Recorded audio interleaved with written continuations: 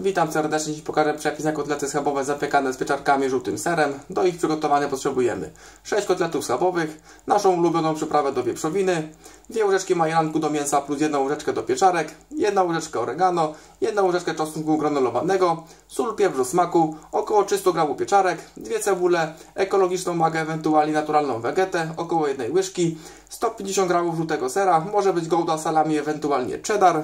W pierwszej kolejności z mięsa wykroimy 6 kotletów.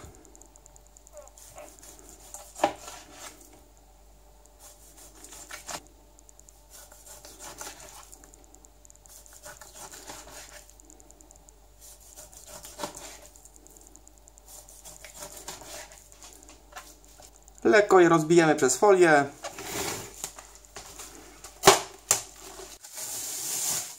Doprawimy przyprawą do wieprzowiny, majerankiem, oregano, czosnkiem oraz solą i pieprzem.